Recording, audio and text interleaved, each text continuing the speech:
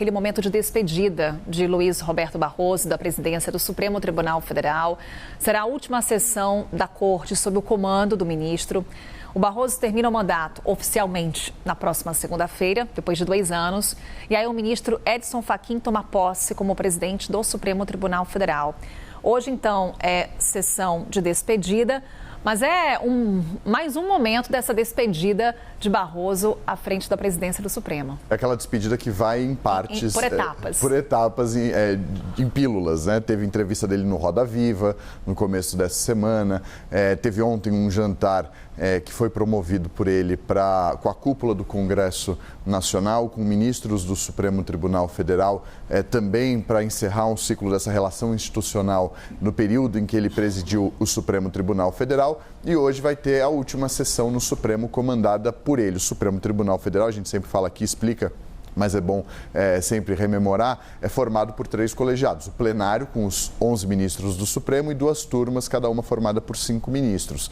As sessões das turmas acontecem às terças-feiras, da primeira e da segunda, e as sessões do plenário, que tem a presença de todos os ministros, o presidente não participa de nenhuma das turmas, as sessões do plenário acontecem às quartas e quintas-feiras.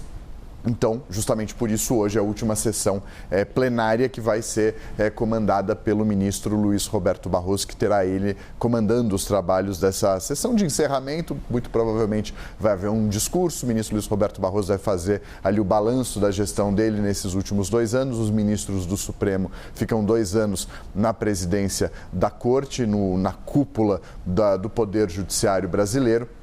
E o ministro deve fazer uma espécie de prestação de contas, ao mesmo tempo em que apresenta os números, o balanço, os processos que foram julgados, os mais relevantes nas áreas ambientais, nas áreas ambiental, nas questões financeiras, tributárias, obviamente nos casos criminais também. A gente fica sempre atento aos casos criminais, mas há uma série de casos importantes de natureza tributária, ambiental, de direitos humanos, de cidadania, que passam pelo Supremo Tribunal Federal e devem fazer parte desse pacote, desse balanço que o ministro vai fazer. E ele vai passar a bola na segunda-feira para esse outro ministro, que é hoje vice-presidente do Supremo, ministro também Luiz Edson Fachin. A gente já teve Luiz Fux, Luiz Edson Fachin é o próximo presidente depois do Luiz Roberto Barroso, ele que é hoje vice-presidente do Supremo.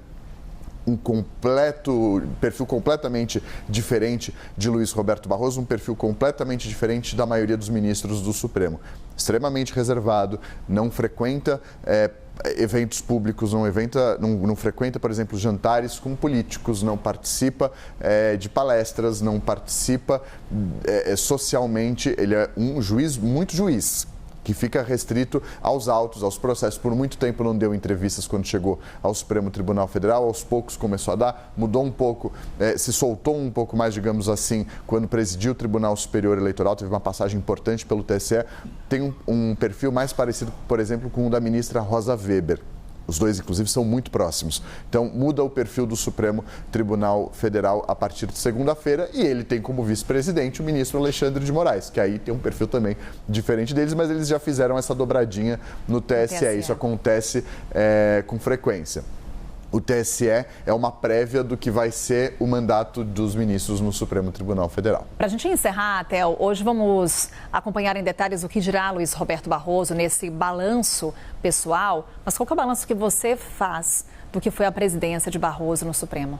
O ministro Luiz Roberto Barroso, ele fez uma gestão mantendo o que aconteceu muito na gestão da ministra Rosa Weber, de união do Supremo Tribunal Federal, de um Supremo que continuou vindo diante de uma série de ataques, tentou evitar alguns temas polêmicos, ele já havia prometido isso, que poderiam esbarrar, por exemplo, em temas que vinham sendo discutidos ou que poderiam ser discutidos pelo Congresso Nacional. Teve uma articulação importante com o Congresso Nacional, conversando com os presidentes da Câmara e do Senado, os anteriores aos de hoje, como, por exemplo, Arthur Lira e Rodrigo Pacheco, mas também mantendo essa boa relação com o Hugo Mota e com o Davi Alcolumbre, que estavam presentes ontem nesse jantar.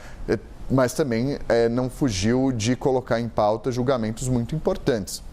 Julgamento, por exemplo, das Big Techs foi um desses julgamentos importantes.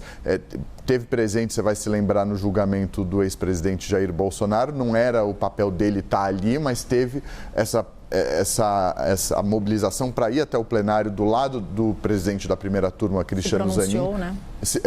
E ali a presença dele era uma presença institucional e aí mostrava que a primeira turma não estava sozinha. Então, muitos gestos, ele é um ministro muito experiente, advogou por muito tempo, casos muito importantes no Supremo, papéis sempre voltados e foco sempre voltado para direitos humanos, a defesa das minorias principalmente. Então ele teve um papel importante nesse tema e acho que institucionalmente teve esse papel de continuar trabalhando por um Supremo fechado na sua própria defesa diante de ataques que foram feitos ao longo dos últimos tempos. E você disse que o Hugo Motta e Davi Alcolumbre estavam no jantar.